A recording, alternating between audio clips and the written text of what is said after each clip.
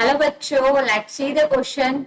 Incorrect statement is our option A. Antibiotics, cyclosporinase, statin and streptokinase, etc. are produced by some microbes and can kill or retard the growth of other microbes. Option B. Bottle juice are clarified by the use of lipases, whereas pectinases and proteases are helpful in removing oily stains from the laundry. Option C. A major component of municipal wastewater is human excreta. It contains large amount of organic matter and microbes. Option D. In an aerobic sludge digester, aerobic bacteria grow anaerobically, digest the anaerobic bacteria and fungus. Option E. Secondary treatment significantly reduce the BOD of the effluent because while growing microbes consume the major part of the organic matter in the effluent. Let's see.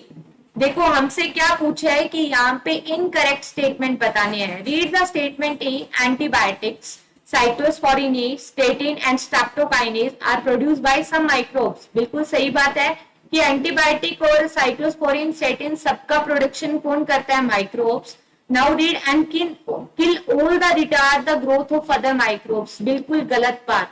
देखो antibiotic, इसमें से केवल antibiotic एक ऐसा molecule है जो क्या करता है? अदर माइक्रोब्स की ग्रोथ को इनिबिट कर देता है. ठीक है.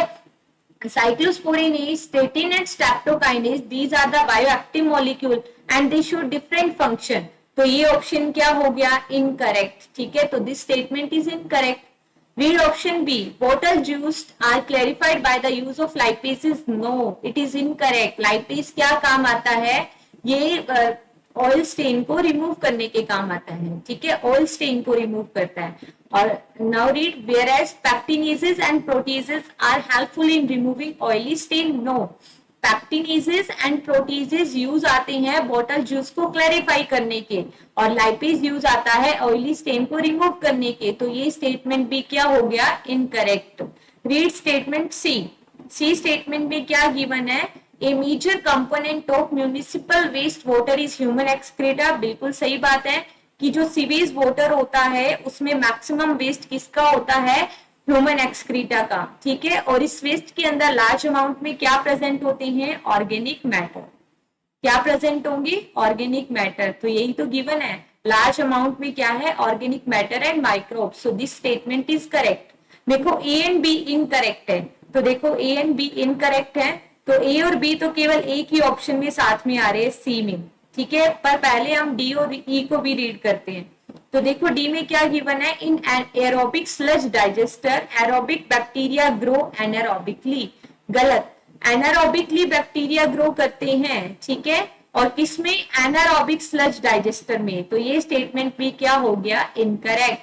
नाउ रीड स्टेटमेंट ई. ई में क्या गिवन है कि जब सेकेंडरी ट्रीटमेंट होता है तो रिड्यूस हो जाती है बीओडी. कैसे रिड्यूस हो जाएगी? जैसे ही माइक्रोब्स ग्रो करेंगे.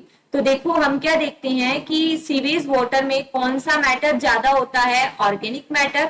ठीक है. और इस ऑर्गेनिक मैटर को डाइजेस्ट कौन करता है? माइक्रोब्स.